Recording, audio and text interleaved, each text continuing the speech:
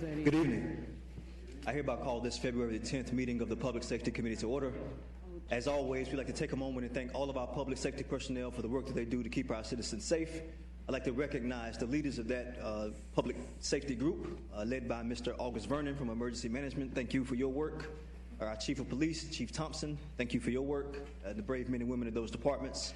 And lastly, but certainly not least, Chief Mayo, thank you for your work and the brave men and women of the fire department. We have a couple of items on the consent agenda. For those who aren't aware, items on the consent agenda are approved unanimously with one sweeping motion unless a member of the council or committee asks for an item to be pulled. Members of the committee, are there any items on the consent agenda that should be pulled for consideration? If there are none, I'd entertain a motion. Got a motion? Second. It's been properly seconded. All in favor, please vote yes. Opposers likewise.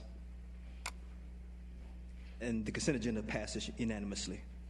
The first item on the general agenda is a staff briefing on the coronavirus. And giving us a little bit of information on the coronavirus, it's been causing a lot of conversation and fear and anxiety in the community. We're going to recognize Mr. August Vernon again, who is the Director of Emergency Management. Mr. Vernon, you have the floor, sir. Thank you, sir.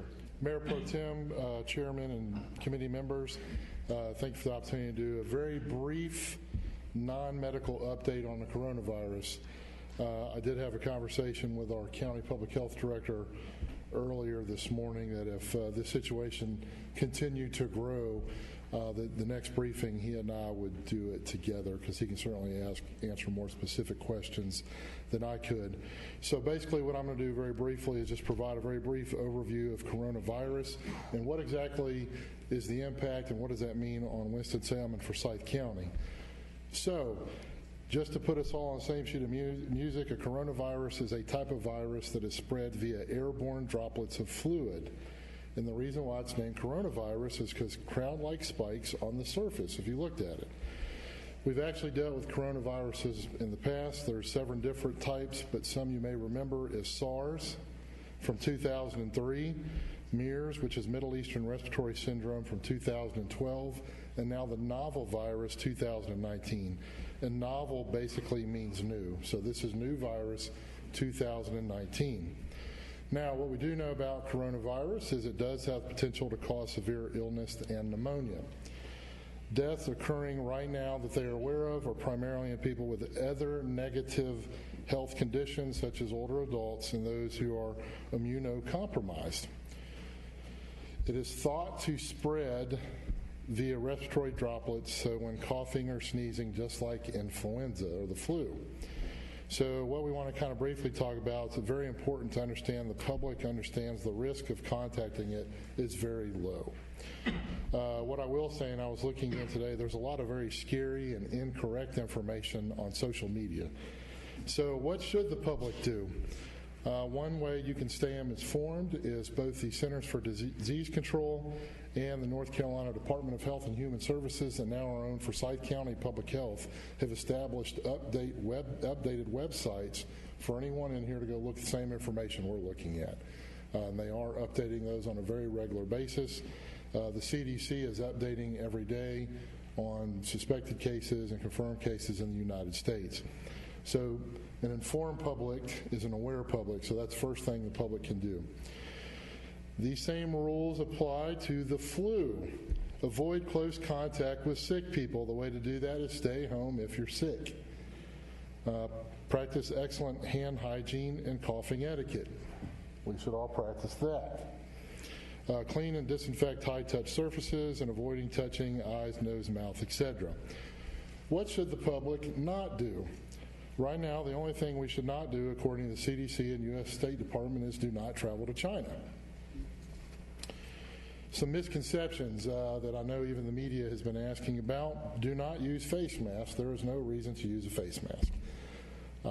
The only time you'll be provided a face mask if you go to a clinic or healthcare setting and you are sick, they will provide the mask to the sick person so you're not coughing and spreading anything.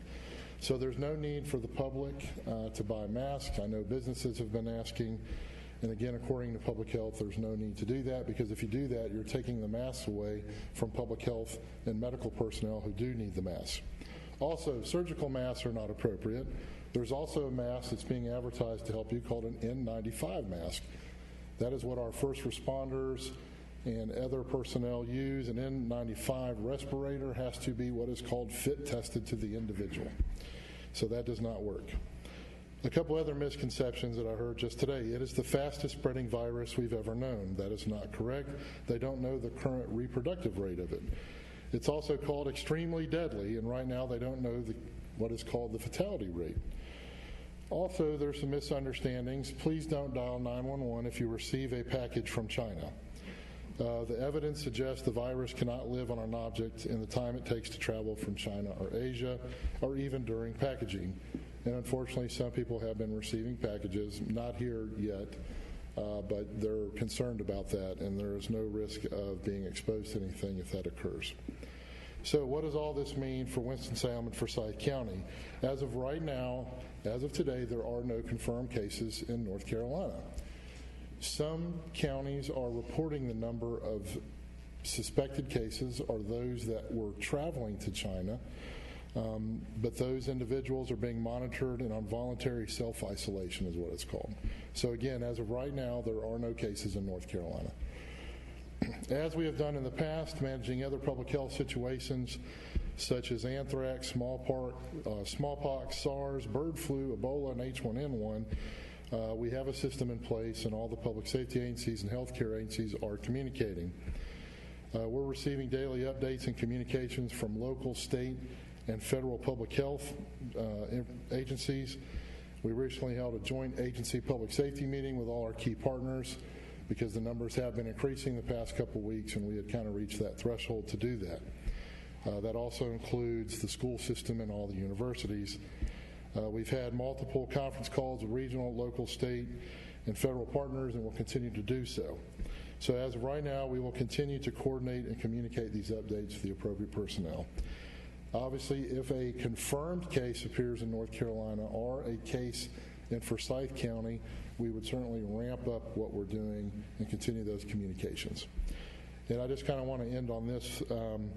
I did check prior to coming over here, and just for a comparison, there have been 63 flu-related deaths since September of this year's flu season just in North Carolina.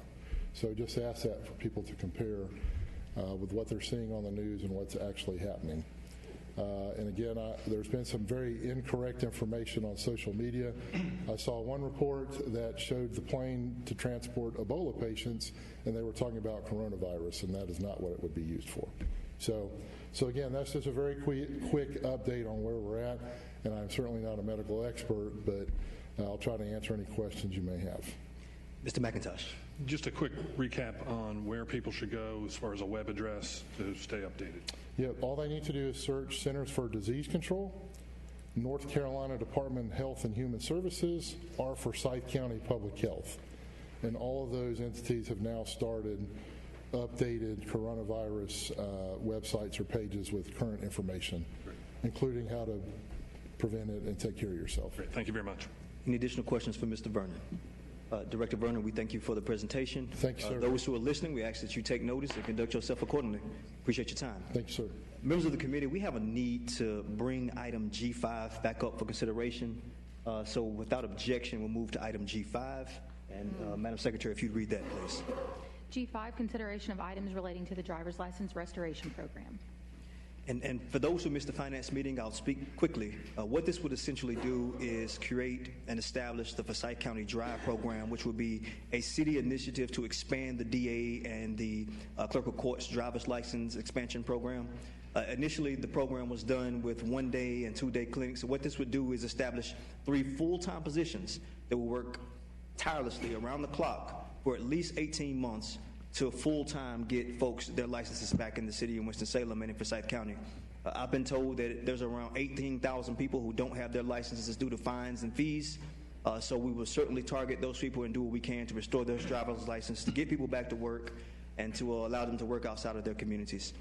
So with that being said, there is one person who signed up to speak, and then we'll move to hear council comments. We ask that you keep your comments as brief as possible, but we know you've been extremely patient because I've seen you at both committee meetings. So we'll call Ms. Courtney James to the podium. If you'll give your name and address for the record, please, and keep your comments within 3 minutes. Thank Thank you, Councilman Taylor, for the creation of the program. I, for one, my name is Courtney James, and I'm located at the Enterprise Center, 1922 East Martin Luther King Jr. Drive. I'm in Suite 37.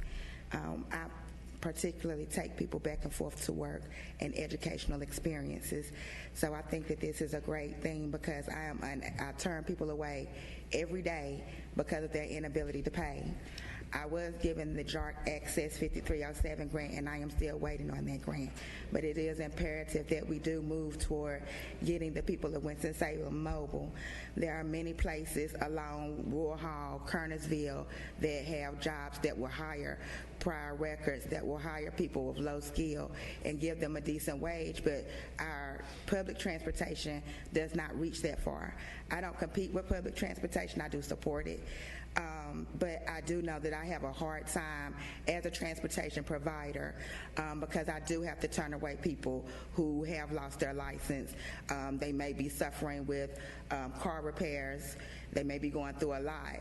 And if they're not plugged into a resource that partners with me, such as ESR, or Vocational Rehabilitation, or NC Works, then their options are slim to none.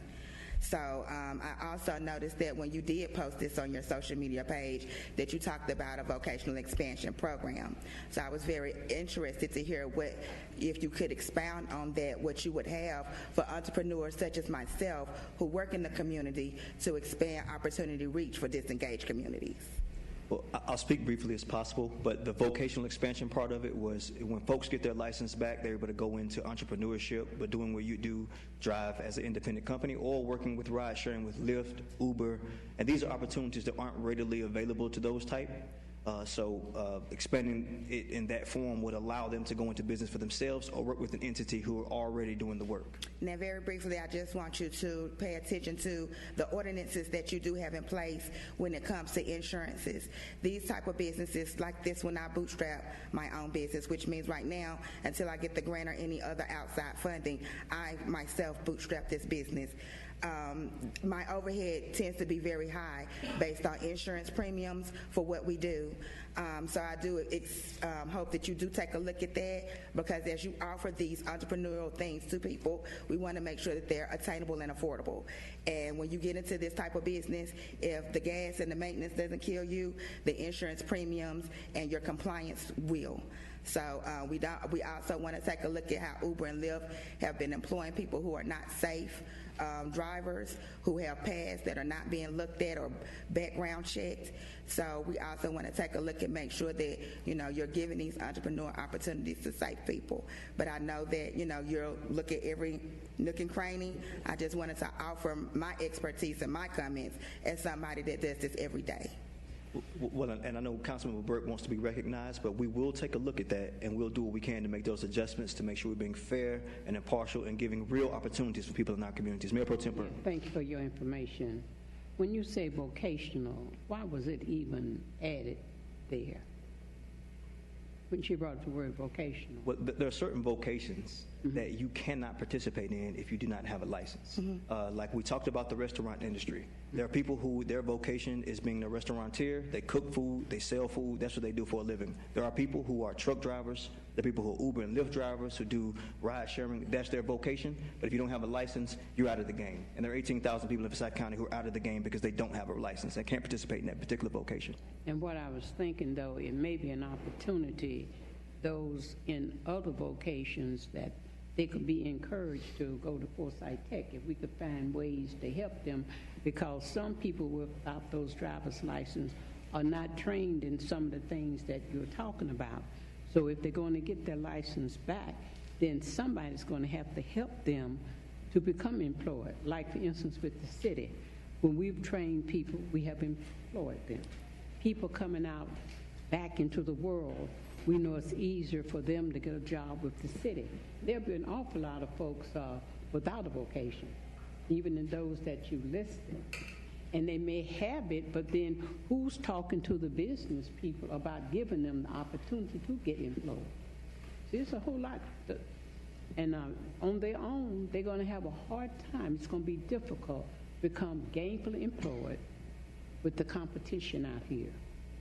And I think that's why the parallel between educational transportation and employee transportation runs hand in hand, because they're going to have to get these skills and training. So they'll need transportation to that, and then they'll need transportation to work. So it all works hand in hand. And I think that we have more businesses out here like myself that we also need to just recognize. And there are people that we don't always have to go to Uber, Lyft, and Classic Cab.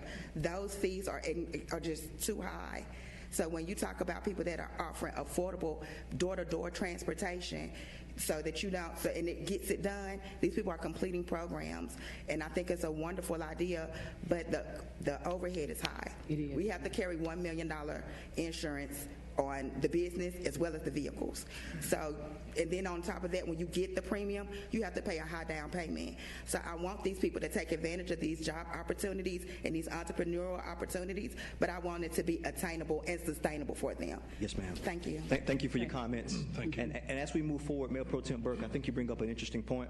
Well, we've been having conversations inside of the city about how, speaking of vocation expansion, how do we connect the DRIVE program to the SOAR program? There are many people who come into the city of Winston-Salem. For those who aren't familiar, SOAR is an acronym that stands for Successful Outcomes After Release. Half of the program provides grants to nonprofits and community organizations that are doing the work with youth and former offenders. And the other half of the program hires folks for a temporary 6-month program. They work hard, leave late, come early, they get rolled over into a full-time city job. When they're rolled over into full-time city jobs, we do know that there's a large amount of openings for CDL drivers. So perhaps we can create some kind of pipeline to get folks involved in CDL driving through the SOAR program. So this isn't just allowing people to participate in something they haven't previously been able to. We plan on tying it into a true vocational expansion. But your comments have not fallen on deaf ears, and we'll keep our eye on it as we move forward. Councilmember Bessie. The only question that I didn't have answered by the materials was when the 18-month period is expected to start and end. I would suspect that we will move, if this passes today, it will move to the full council on Monday, and then the assistant city manager, along with the clerk of court and the DA, will work to hire 3 folks. And Councilmember Bessie, those 3 folks will be in the clerk of court's office and the DA's office. It'll take a little time to get them hired and get them acclimated in those particular offices. Then I imagine the program will ensue afterwards. Mrs. Ford. That's correct. And we've also taken the opportunity to reach out to Durham County to get a copy of agreements that are currently in place so that we can have those MOUs ready to roll once this goes to council. So we're looking at a period of probably 60 to 90 days as we're standing the program up and getting these agreements in place before we actually launch the program and begin the marketing for it. So if I may follow up, Please do. So you're looking at probably start of May, something like that? I would say early spring, kind of that May-June time frame. All right, thank you. Mayor Pro Tem Burke. I was going to say, when you're going to hire the people, what are the qualifications and what salary will you be giving the 3 people? And who's putting most of the money in this program? City. Well, then we expect city residents. So the expansion program is funded through city dollars, and there are 3 positions that will be hired. The salary expenses are based on current positions for those 2 offices. The clerk of court admin position is $47,000. The assistant district attorney is around $62,000, and the legal assistant for the program is around $49,000, and that's just a base salary. That doesn't include any benefits or retirement associated with those. Now, when you say sometimes in the spring, would you start hiring? Yes, we would have to start the recruitment process. These are vacant positions, so the DA's office and the clerk would have to go through a recruitment process to actually identify staff to hire for these positions. Yeah, I want us, Mr. City Manager, to keep in mind all our taxpayers in Winston-Salem whose children have wanted to come back to be employed, that we give high consideration to the people who've been paying the taxes in the city. A lot of times you bring in people that got to learn the job. They have to get somebody else to show them how to do the job. When they come, they need to come ready. And you're working close with that, Mr. Chairman? Yes, ma'am, I am. All right, so if you're going to pay 47, 62, and what was that other? It was 49. 49. Those salaries are pretty decent, but it's hard to live on anything now with the cost of living so high and people so far behind with their bills and everything. But I do believe that the residents in this city should be, and we ought to be able to find qualified residents in this city, that they would be hired into these jobs, not trial and error, get somebody who don't know a thing about how to identify with people. And they stay a little while, and then you go and get someone who can. I think they need to be sure and very sure. And Assistant City Manager, will you be working closely with that as well? I'll continue to work with the committee, yes, ma'am. All right, thank you, ma'am. Thank you. Members of the committee, the last point of order is, again, this program will be funded for 18 months. This amount of money gives us the opportunity to do that. After having conversations with the Winston-Salem Foundation, they've expressed an interest in helping us be a little bit more creative about how we get to continue to fund this program. And I want to say a whole lot, but I tried to pull back as much as possible, but they are interested in helping us to figure out how do we go past 18 months. I know there are many other community partners who are willing to step up and do the same. Councilwoman Scipio. Since it's an 18-month pilot, about how many people is expected to actually benefit from that program? Well, these 3 different staff people. Between 2015 and now, it's my understanding that there have been roughly 2,000 people helped with this program, and this is with the 1- and 2-day clinics. So if we're doing this 365 days a year minus holidays, I think, and there's 18,000 people that we know documented, I anticipate us being able to restore licenses to thousands of people. I would suspect for the years out, the years are done, we'll be looking at thousands upon thousands of people. So this will be a true impact program. Could we possibly get a better expectation? Because I'm sure the number of staff going into the program must be related to how many people we believe we can move out of that negative situation to a positive. I think our assistant city manager can give us some numbers on Durham, but I'll say that in past times, the DA's staff and the clerk of court staff were doing this sort of out of the goodness of their heart as a sort of a service to the community. So when we hire people to do a job, we expect them to do that job and do it to the best of their ability early and often. But we have the Durham numbers. So the Durham numbers are a little bit different. They have 4 staff attorneys that work through their program, and we've asked around how many people could we anticipate helping in the first year. And that really depends on the number of charges. You may have individuals that have 1 or 2 different charges, or you may have someone that has up to 5. So it's really hard for us to come up with a specific number. Once we actually have the staff in place and we start to understand the caseload here a little bit better, I think that we could come back to you and give you a better number. But right now, not knowing number of charges an individual may have, it's a little bit difficult for us to actually give you that number right now. But that is something that we are aware of, that we want to try to quantify, and would bring that information back to you. Ms. Scipio, I was scared to give you a number because we definitely want to say, in this business, we always under-promise and over-deliver. But I can tell you that I anticipate that there will be thousands of people who receive their licenses, get back to work, and be able to participate in programs like SOAR and the other things we have to offer in this city. Anyone else wishes to be heard on this item? We've talked about it extensively in finance. We've heard from members of the community. So members of the committee, is there a motion to approve this item? So moved, Mr. Chairman. And a second. Motion is properly seconded. All in favor, please vote yes. Opposed, likewise. This passes unanimously, and I will say Mr. Larson has expressed his support for this program as well. So technically it passes 4-0. It moves to Monday night at 7 p.m. So I hope to see you all there. Thank you for your time on this particular item. Item G4, please. G4, presentation regarding information on potential gun violence solutions and funding assistance through the North Carolina Governor's Crime Commission Victims of Crime Assistance Grant Program. This item was continued from the January 13th, 2020 Public Safety Committee. So, members of the council and committee, I had this item called up because the person who was giving the presentation was here. We ran over substantially from 6 o'clock to 6:30. She needed to go and pick up her children and do some other family things. But there's been a conversation had with our chief of police and with the presenters, and it's my understanding that they're going to meet. They're going to come up with some clear-cut ideas in order to decrease gun violence and violent crimes in the city of Winston-Salem. And they're open to doing that. They will then bring that information to us for our consideration at a later date. So if there are no objections or no concerns, we'll hold this item in committee with the understanding that they will come back to us with some concrete results for our consideration. Very good. Thank you. We'll hold item G4. Item G2, please.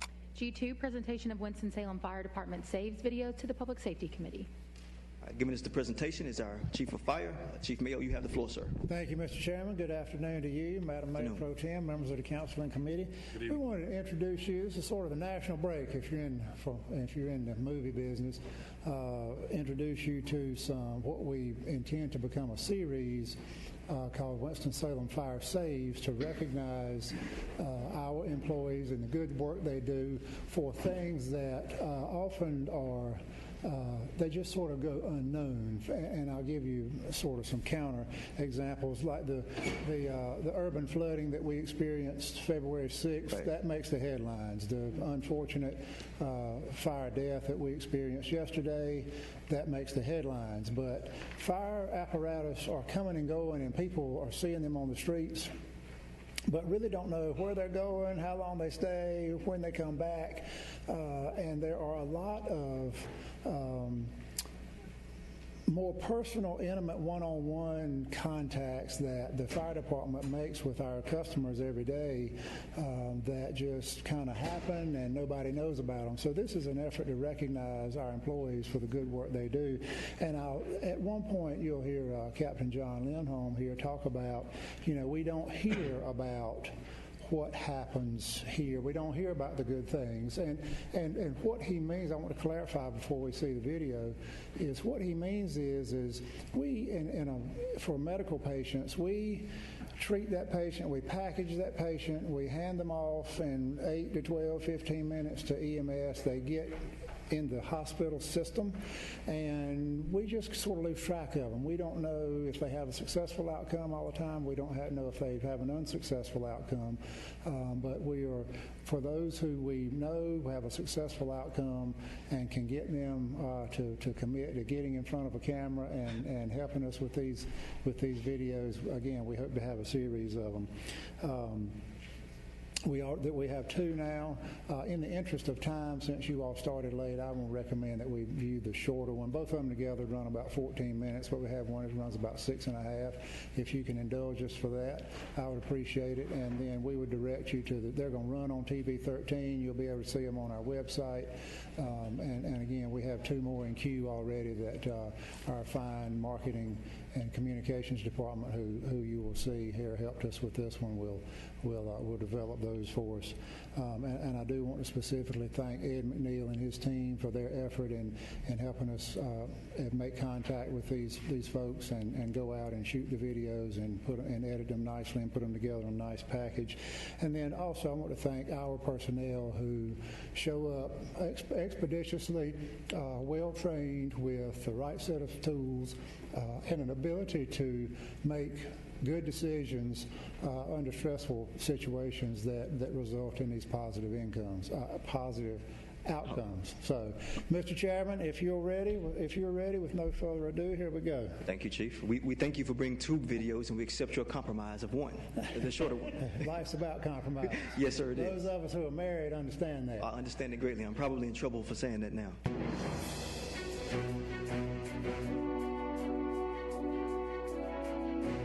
Hi, I'm Ed McNeil, and this is Winston-Salem Fire Department Saves.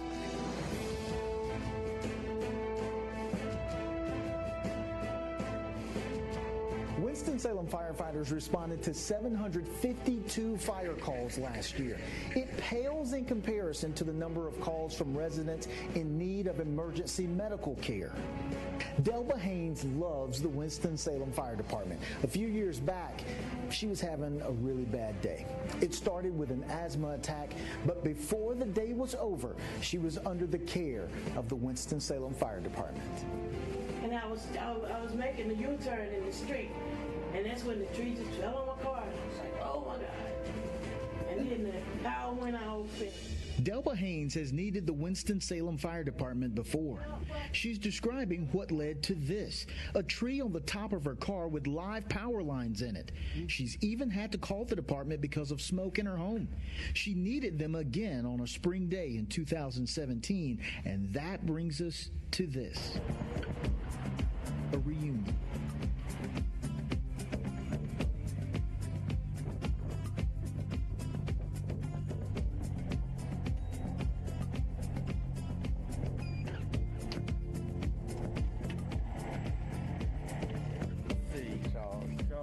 see you again.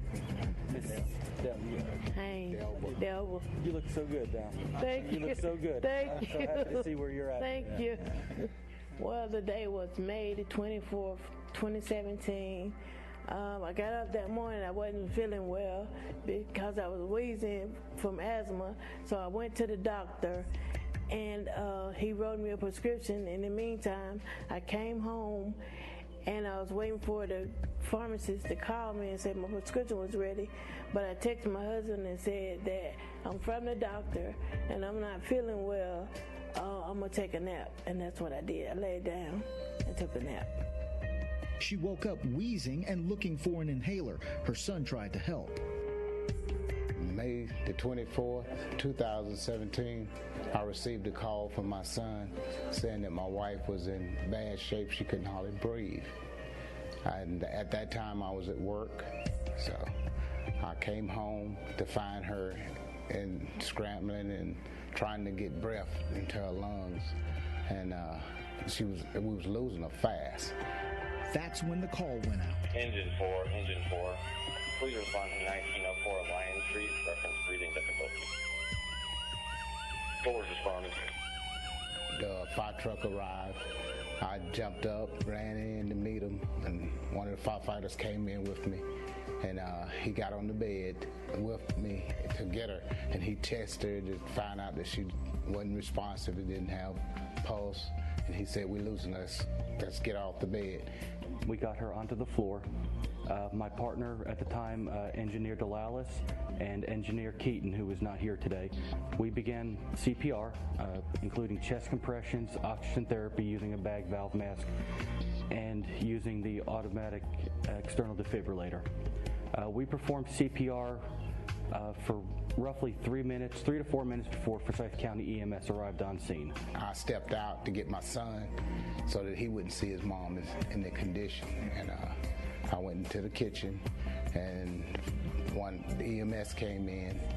They came in and started assisting and helping the firefighters that remained in the room with her. And one of the firefighters came in and took me in the kitchen, and he told me that they didn't have a pulse, that her heart had stopped. And at that time, I was really, tears started flowing, and I just turned around and said, "Lord, please bring her back, because we need her, you know." And about that time, the captain, he hollered up the hall and said, "We got a pulse, we got a heartbeat, let's go." This is where Delba Haynes ended up, the critical care unit of the Forsyth Medical Center.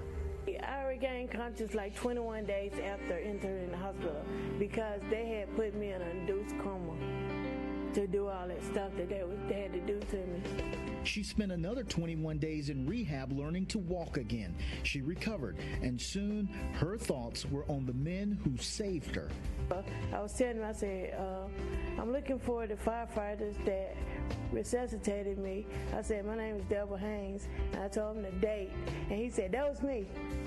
This is awesome. I mean, this is my first time where I've experienced that, being able to meet a patient again, like on positive grounds and stuff like that. So it's really awesome to be able to meet her again.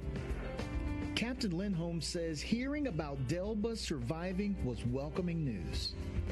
Well, since we don't hear about a lot of the outcomes, especially good outcomes, it's a sense that makes this choice of a profession worth everything. For 20 years I've been doing this, and this is the second time I've been able to meet someone that I have directly impacted their life. So it's a special moment. It's a moment that I will hold on to forever because this validates my choice of careers. And he doesn't mind that it's a career that will emphasize training until his last day on the job. We are trained constantly in CPR. We are recertified yearly. So this is something not only do we see a lot of out in the field, we are consistently trained to be better and perform better CPR. The department responded to 16,996 medical emergencies like Delba's last year. She and her family are grateful to the men and the women of the department who cared for her that day. For the City of Winston-Salem, I'm Ed McNeil.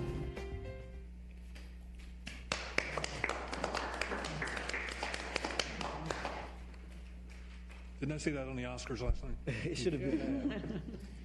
Yes, sir. Chief, I got to say, that was so warm and inviting. And you never really appreciate the fire department, or the police department, rather, but we're talking about the fire at this time, until you've had to experience or need their services. As somebody who's had to utilize your services, I thank you for the work that you do. I mean, I don't need to say anything. The video was self-explanatory. It speaks for itself. So we appreciate all of the service of your brave men and women in your department. We thank you for your leadership, and, that just says who we are as a city. Thank you, sir. Mayor Pro Tem Burke. Oh, yes. I was going to say that was a very good presentation. And my neighborhood is an older neighborhood, so we hear the fire trucks out there quite often because we hear the sound of the big wheels. We know it's a fire truck. They don't always put their sounds on, which is good. Yes, but when they're leaving, coming and leaving, we know. And I've said to the city manager and the mayor, and we don't tell enough about what we do in this city. So when people come and talk about what we're not about, there's so many things we can talk about what we are about. So that's a very good positive way of saying to the public, we're serving you and we're genuinely concerned about your health, your welfare. And I thank you for that. Thank you, ma'am. Thank you, Chief. And the last thing I'll say is those folks in that video are in the Southeast Ward. You deliver quality service to all of our citizens, but this just proves that there is a high quality of service being delivered to the residents of the Southeast Ward. Thank you for your time, for what you do for our city. Any other additional comments? If I may, Mr. Chairman, I appreciate your comments, but I'd like to redirect them to the fire crews who actually deliver the service, put it on the street, like Captain Lindholm and his crew. I appreciate you sending me the compliments, but I want to make sure those guys and girls out there on the street who really deliver the service get the credit for it. Thank you. My accommodations to the crew. Thank you. Thanks again. Ms. Scipio. Mr. Chairman, how many of these videos are there, and are they all the Southeast Ward? Otherwise, I would suggest it would be great if we had at least 8 also showcasing each of the wards. I had nothing to do about who's chosen. There was just a coincidence, but there are 2 that exist at this time, but I think we're working on more, Chief. Chairman didn't have any. There are 2. Both residents were in the Southeast Ward, but who you saw, Captain Lindholm, that's Engine 4. Station 4 is in the East Ward. Yeah. So they came out of the East Ward. But we do have 2 more that we're getting ready to work on, and we hope to have success stories scattered from all about the city after we get this program up and fully operational. Thanks again, Chief. Yes, sir. The last item on the agenda is item G3, and Chief Weaver is coming to give us the presentation. Good evening, Chair Taylor. Good evening, Mayor Pro Tem Burke, other members of the Public Safety Committee and City Council. Good evening. I'm Wilson S. Weaver II, your Assistant Police Chief over the Patrol and Special Operations Divisions of the Police Department.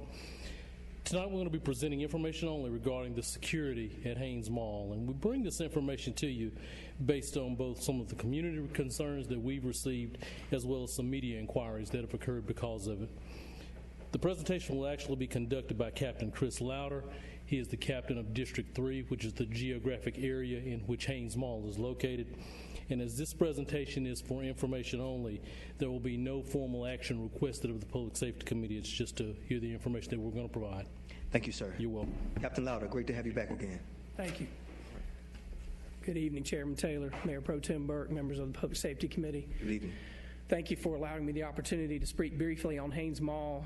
I'm Captain Chris Louder, serve geographically over District 3, which is physically where Haynes Mall sits. And as you heard Chief Weaver do the brief introduction, we had an incident at Haynes Mall on January 24th involving a shooting, which one individual was shot.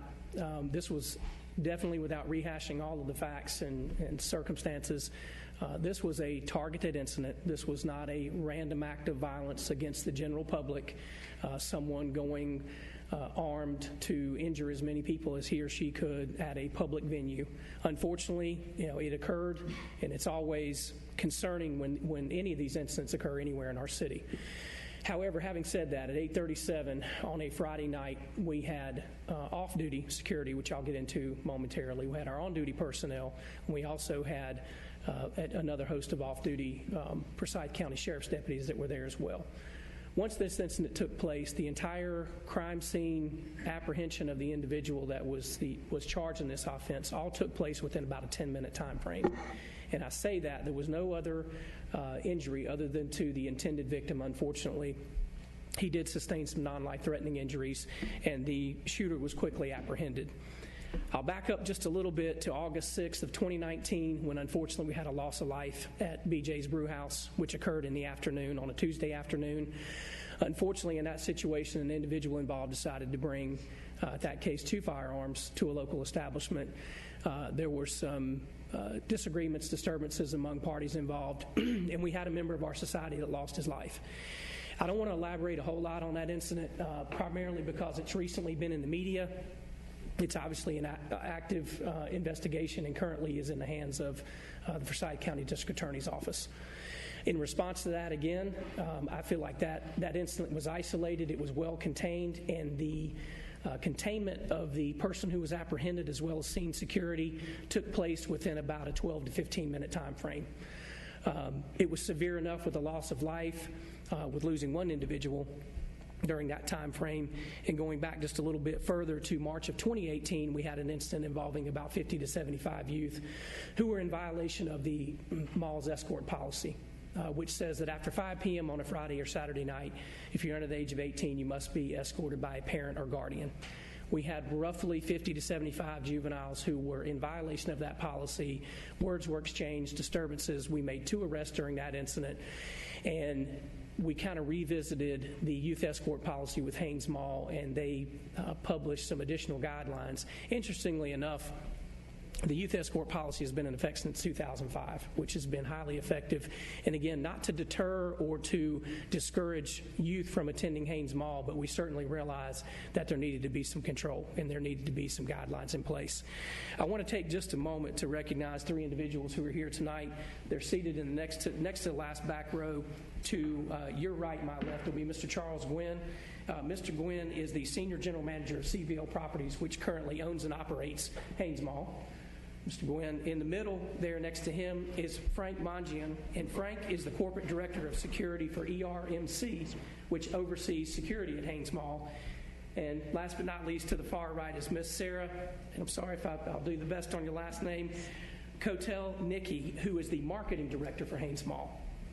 We've had at-length conversations with each of these individuals, not only recently, but going back and in the past, and they wanted to show their support for not only the city, also for law enforcement and what they're trying to do on a positive note at Haynes Mall. Obviously, this is the largest enclosed retail shopping area that we have, and it's the 2nd largest in the state of North Carolina. To give you a little bit of insight, in 2019, we responded to a little over 1,300 calls for service at Haynes Mall. And that statistic, that data, can think, wow, that's an overwhelming number. You know, we were called a little over 1,300 times to one venue in 1 year. So I took a look at the data, ran the numbers, looked at the actual what we respond to. And the top 5 categories are misdemeanor larcenies, miscellaneous calls, and I'll get into those a little bit further, traffic accidents, disturbances, and alarms took up 1,100 of those almost 1,300 calls. So about 80% of our calls are in those 5 categories. I say that because the majority of our time and the responses that we are going to are involving those type. Miscellaneous calls, security checks, which are typically self-initiated by a police officer who is getting out to check on the safety or security of something. Police services, which are non-criminal offenses, lost property, and also 911 calls as well. So I say all that to say, just if you think about the magnitude and the pure scope of almost 200 businesses that are in operation in a 3-mile radius there, to me, it kind of comes with the territory. But I am happy to report that of those 5 categories, those are overwhelming 80% of our response to Haynes Mall. We had a grand total of 8 offenses that involved weapons for the entire year of 2019, for the entire footprint of Haynes Mall, and we had a grand total of 3 robberies. Pulling apart the robberies and the weapon offenses, that's a total of 11 offenses. That's less than 1 a month. I'm certainly not trying to diminish the safety and security of the mall or the severity of the 3 incidents that I spoke of that I went back and gave a brief synopsis on. But what I will say is overall, the overall climate, the environment, and the stability of the mall is very strong. We have off-duty employment there Fridays, Saturdays, and Sundays. We have off-duty employment also at the McDonald's, and we have off-duty employment at Dave & Buster's. So overall, we have some added additional layers in our beat and patrol structure, and what our men and women are tasked with is actually making contact with, as they would with any other business management across the city, of getting out of their cars and making contact with the people who work and who take care of the Haynes Mall. And that's, I'm being honest with you, from the housekeepers, the custodians, to the business owners, to the security, to the staff members. And that is something that we expect as far as our community policing philosophy on a daily and nightly basis.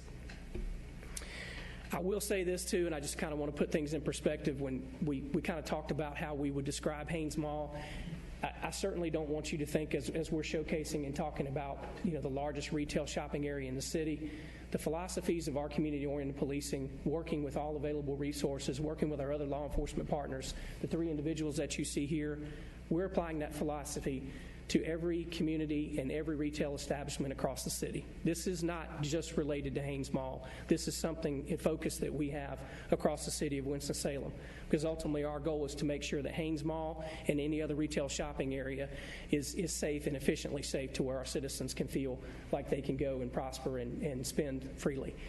I will say that following the January 24th incident, we hosted a community relations event called Cookies with a Cop. You may have heard of that. We historically have done Coffee with a Cop. We've now expanded to Cookies with a Cop, and that took place on Tuesday, January 28th. And members of the police department spent a little over 2 hours at Haynes Mall. And I was there for about an hour and a half. And from my perspective, in speaking to Chick-fil-A personnel, other businesses, the shoppers, the children, the mothers, and the parents that were there, everybody felt safe. They enjoyed themselves, and I did not see any carryover or any detrimental effects from the critical incident that occurred the previous Friday. So I say that in full faith and confidence that I feel like we have overall the safety and security of the mall in hand, and it is in good hand. We have good working relationships with the people who are in key positions within Haynes Mall. But again, I do not want you to think that we are specifically focusing all of our efforts on just one geographic area, that this is just a product of what we try to instill across our great city. Chairman Taylor had to leave for another event, but thank you very much. Any questions from anybody on the committee or on? I just need to make a comment. Yes, ma'am. I know the citizens feel good when they can go around the city and feel that things are all right. And I like to let you know how much I appreciate, always say, fire and police. Yes, ma'am. A lady asked me, she said, why are you always bragging about them?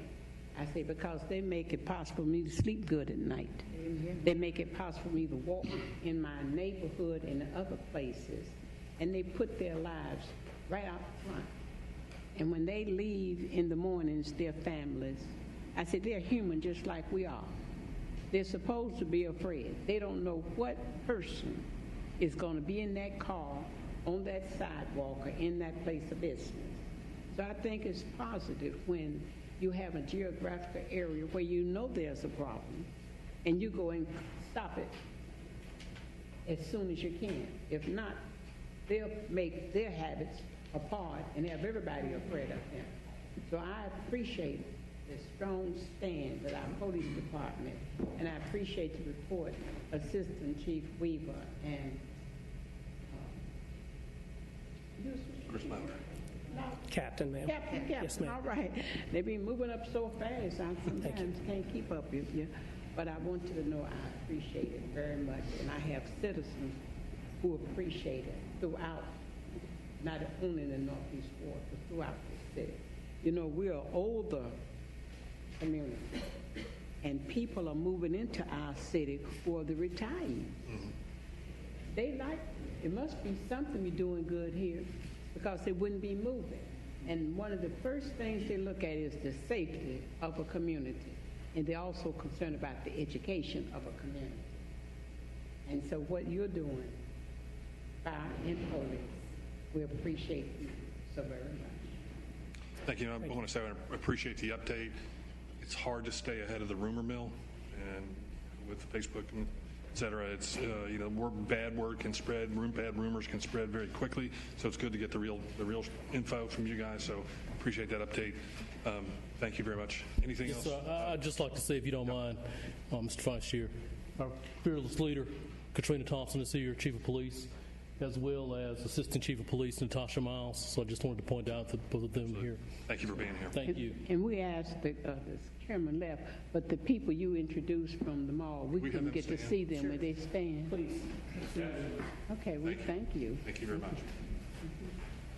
Mr. Bessie. Yeah, I was just going to note, thank you for the update. People tend to forget how large a set of businesses the mall and the outlying businesses around it are. And the sheer volume of transactions that happen in the mall, it's a testimony, I think, to the tight security. There have been as relatively few serious incidents over the course of a year as there have been, and of course, both of the incidents that were very high profile this past year, I don't want to slip and say perpetrators, but the suspects were almost immediately apprehended. So thank you for your good work. Yes, thank you. Thank you. Anything else from any of the committee members or council members? Okay, with that, we're going to take over the awesome responsibility of closing the public safety.